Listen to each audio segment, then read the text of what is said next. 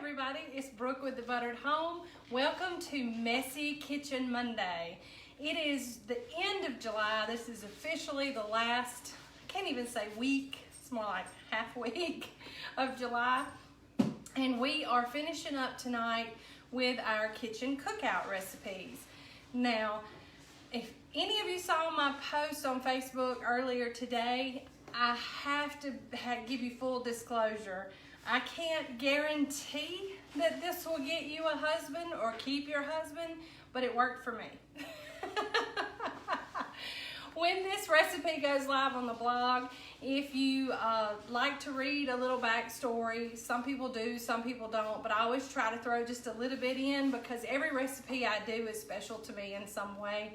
And the backstory for this is that when Big D and I were dating, I found a recipe in a farmer's almanac.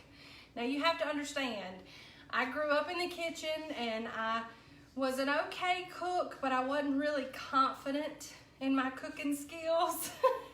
I mean, I was 21 years old, so I was a little apprehensive, but this recipe is one that I did completely on my own. I didn't have to call my mama. I did it completely on my own.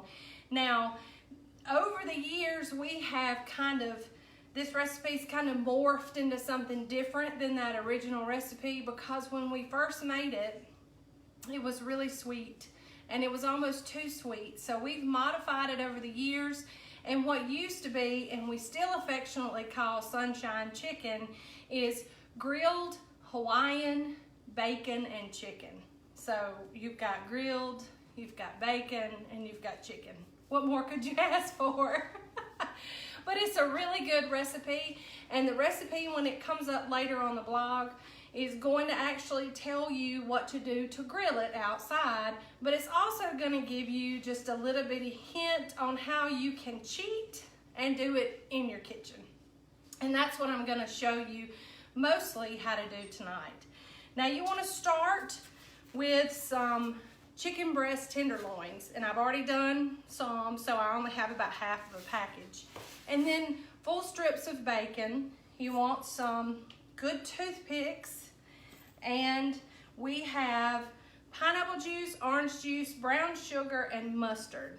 So I'm gonna get started, and just like with our other cheater grill recipes, our secret ingredient is Southern flavor, and never fear, if you don't have this or you don't have access to it, you can, there'll be a link in the blog where you can buy it from Amazon.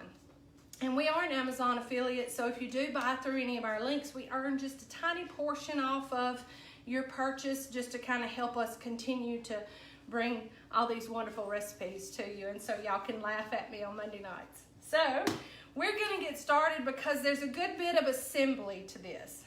So we're gonna start, and we're gonna make our marinade / basting liquid.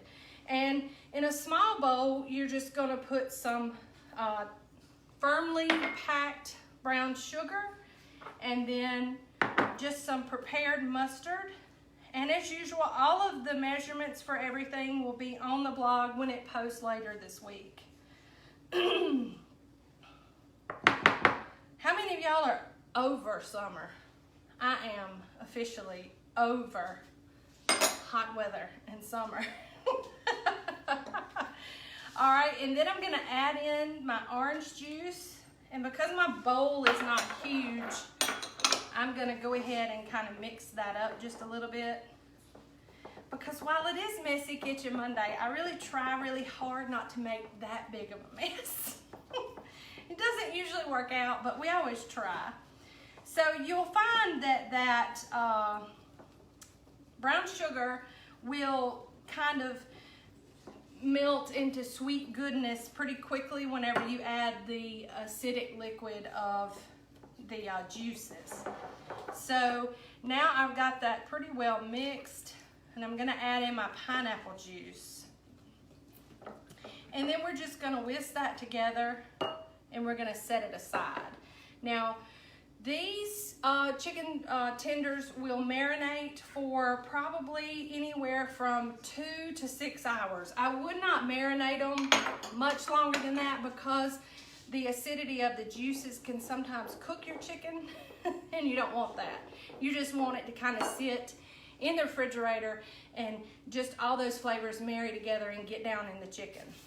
So I have these beautiful small chicken tenderloins, and I'm gonna take a piece of bacon and show you how easy this is.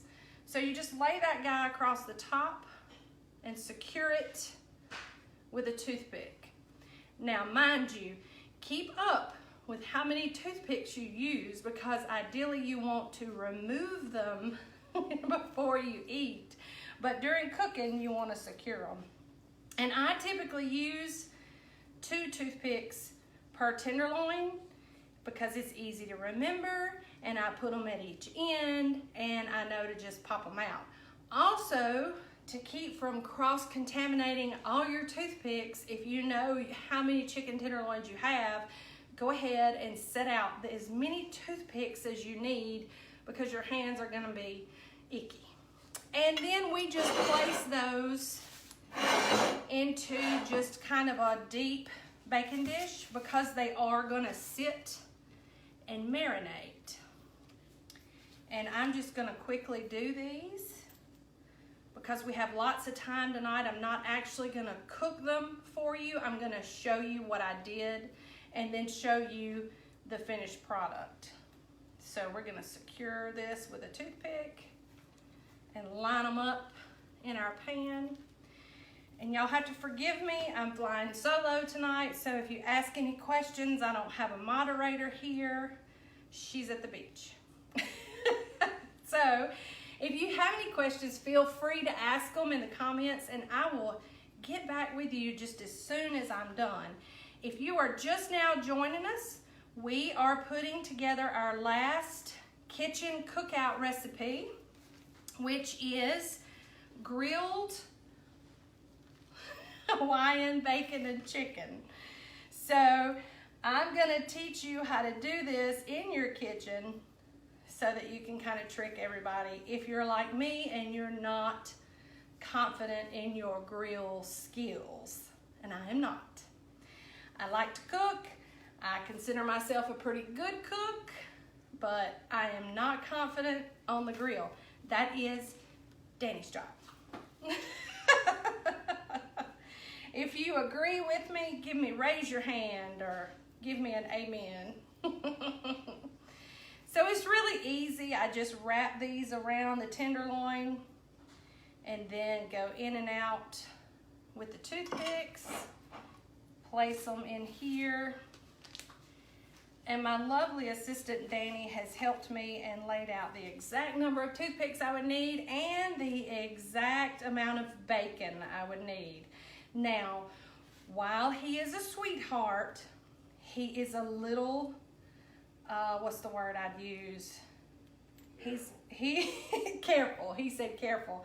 He is a little proprietary when it comes to our bacon. I think he had a small ulterior motive for only setting out what I would need tonight, because he likes bacon, and his motto is 1 serving of bacon is a pound. Yes, a pound of bacon.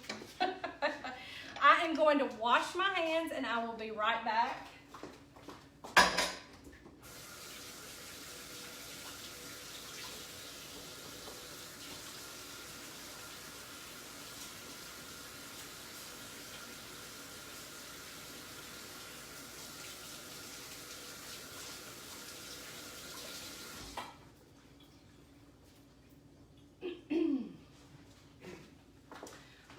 So now I have them all pretty in this bacon dish, and what we're gonna do is we're gonna take that marinade and we're just gonna give it a quick stir, and we're going to pour almost all of it over the top.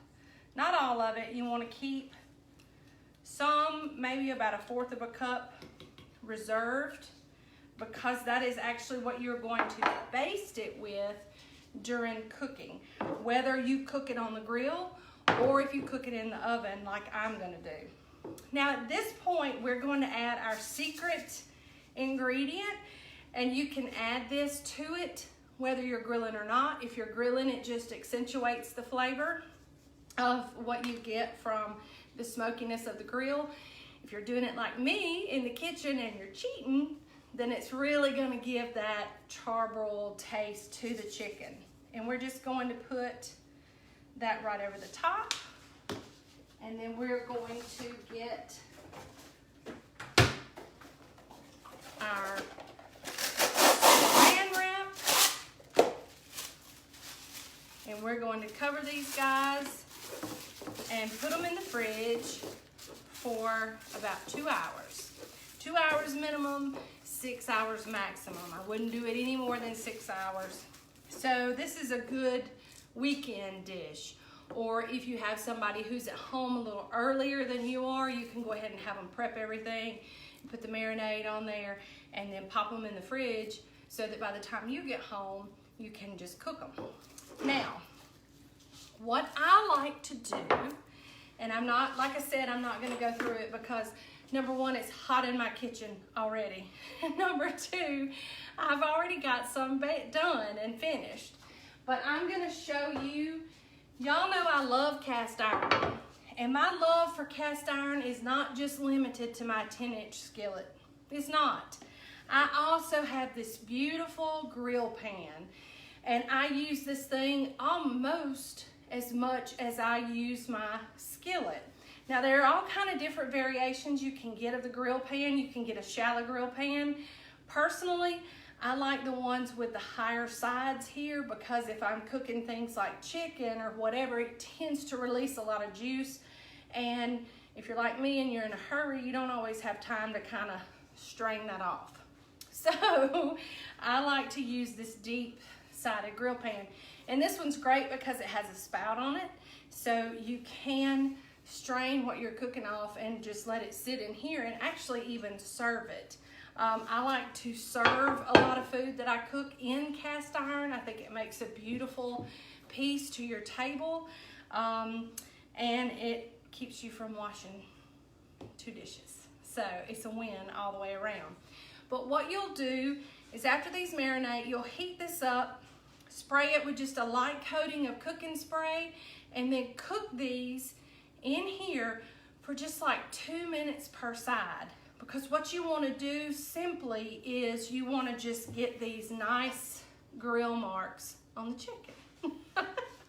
Now, if you don't have a grill pan, you can brown them because browning them helps crisp up that bacon pretty quick, quicker than it does in the oven. So by browning them in a pan of any kind, it can be a skillet, it doesn't have to be this grill pan. It allows you to kind of speed up your cooking process. Because what I like to do then, I just cook them about 2 minutes per side, get the nice crispy bacon going on. Then I put them on a sheet pan and I finish them in the oven in about 20 to 30 minutes typically, just depending on how big your tenderloins are. Either way, if you have a meat thermometer, which I suggest if you don't have one, that is one of the most important things you can have in your kitchen, especially for chicken. And then you can just test these. What I like to do is I like to put them in the oven for 10 minutes at a time, and I take them out and I flip them over and I baste them with the reserved cooking liquid I have, and then put them in there for 10 more minutes until they reach about 170, 180 degrees in the center. And that really, with these tenderloins being small, it does, and the fact that you brown them before you cooked them in the oven, and this is all at like 350 degrees, then you have your protein ready probably in less time than you can fix a side. But I promise you, this chicken, it is bright, it is sunny, it is everything about it screams summertime. But by showing you how you can do it in the kitchen, you can have that little bit of sunshine chicken any time of the year. You don't necessarily have to fight the cold to go out and heat up the grill. Now, I won't lie, they're fantastic on the grill. And the bacon keeps the chicken from sticking to the grill. So there's nothing, absolutely nothing wrong for you to do these on the grill, just as long as you make sure they have that internal temperature of 180. Now, I have these, and these I did just like I told you. I prepped them in the grill pan, and then I cooked them in the oven, and I wish you would look. That bacon is all nice and crispy, and the outside has a good char to it. It looks just like it came off the grill. They are spectacular. And they have been basted in this marinade. They are fine. So we're just gonna pop those toothpicks out and just pop one open and let you see how pretty they are on the inside. And oh my gosh, they smell even better. They are sweet, they are sticky, they are tender, and they are fantastic. So this recipe, just like all of our others, can be found at thebutteredhome.com. Later in the week, we'll post here when that recipe is released. If you're not a VIP, if you're not on our email list, you need to get on our email list. I'll tell you why. Because they know before everybody else when the recipe goes live. They are the people who gets the emails every week when the recipe goes live, so they get first look at this. So if you have not signed up to be on our email list, those of you on Facebook can go to the top of the page, and there's a sign up button right on the cover photo. Those of you who are on Instagram can go to the link in our profile, and in that page there is a sign up button for our email list. So if you've not done that, we encourage you to do that. While we love being here with you on social media, we would love to almost have you sitting at our kitchen table, and the website is the next best thing to that. So we want to encourage you to visit there and actually sign up for everything outside of where we are here. If you are new, or if you know people who don't know about the Buttered Home, what did you tell me to say? Facebook doesn't like it when we say S-H-A-R-E, this V-I-D-E-O. Oh, give this video to your friends. We'll see if this works.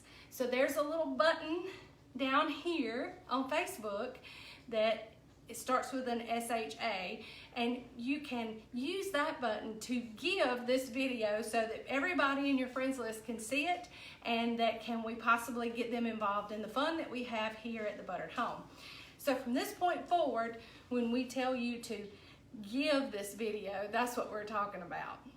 So we hope you'll do that and give the Buttered Home love to everybody that you know. Now, with that being said, July may be over, but August starts next week, and we have a whole lot planned. We are here to make your going back to school life easier. Y'all know I'm a planner, I'm a prepper. I love looking to the future and knowing what I'm gonna do, whether it be with these recipes or just for my family. So what I've done is I'm gonna give everybody here just a glimpse into what we do in the Busy Gals Cooking Club, and we are gonna have a recipe every week that you can do ahead of time to make your going back to school life easier. So we're really excited about that because we've got some fun, wonderful things in store for you for the month of August. So we hope you'll be back to join us. And as usual, from my family to yours and the Buttered Home to your home, y'all have a great week, and we will see y'all later. Bye.